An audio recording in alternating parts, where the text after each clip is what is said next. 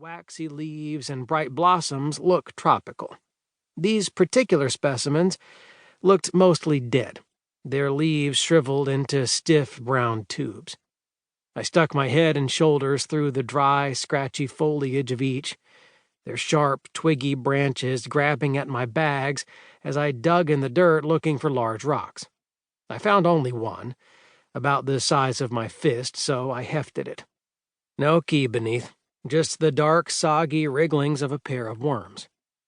I stood up too fast and felt woozy, the monster's silhouette against the night sky swimming quickly above me before settling back onto its foundation.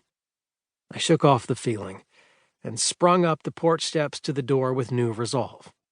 Everything depended on me getting into this haunted house.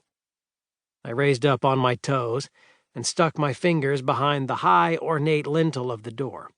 I slid my hand across the top edge in search of a hidden key and screamed. I instinctually pulled my hand back in a fist, fixating on the dark gash in the meaty part of my thumb. I shoved it in my mouth, tasting blood and feeling it drip down my chin. I didn't need a porch light to know what had happened. I just ripped my hand open on a protruding nail or shard of wood. It hurt bad. The haunted house got first blood. I pulled my hand out of my mouth and wiped my chin on my shoulder. As I squeezed my injury in my other hand, I leaned against the door. It felt loose in the jamb. I reached down and turned the textured surface of the knob with my cradled hand. It stuck firm at first, but after a few moments of slippery grappling, rotated easily. I slowly opened the unlocked door with an ominous, satisfying creak that no Foley artist could have faked. Forgetting my lacerated hand for a minute, I picked up my box and entered the foyer, stepping from the darkness of the night into the darkness of the house. It felt like more than a transition from out to in. My ears popped, and a sense of vertigo tingled around the base of my skull. It was hard to breathe, like the air was bad. When I did finally draw a deep breath, I detected the mothy scent of dust, old wood, and rotting fabric. A few labored breaths later, I was able to muster enough air to speak through the miasma.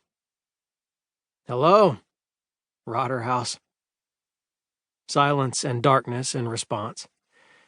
Both thick, the kind of silence that hurts your ears, the kind of darkness that strains your eyes. I closed the door behind me with my hip, throwing my weight against it like it was a heavy airlock hatch.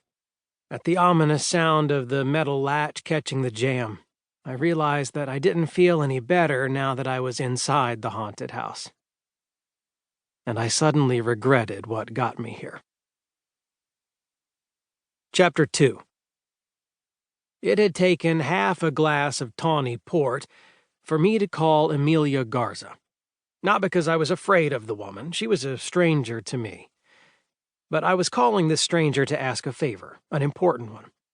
I had envisioned myself making this call while leaning back casually in my chair and staring at the ceiling, the way rich people make deals over the phone.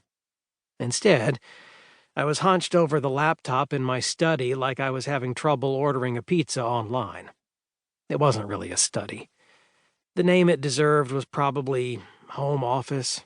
Sure, I was surrounded by books, but they weren't elegant leather tomes displayed in solid cherry built-ins.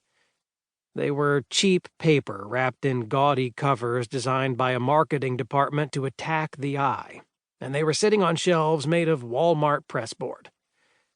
And my desk wasn't a solid, dark, polished block of important work happens here. It was a cheap beige monstrosity with popped screws that I picked up secondhand off Craigslist. I had stolen the desk chair, the one I wasn't casually leaning back in, from the kitchen table downstairs. The first time I called Garza, I got this weird buzzing sound. It didn't even sound digital.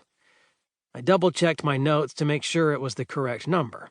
I'd pulled it off one of those generic-looking people search websites for $9.99, so there was a good chance it was wrong and that my credit card information...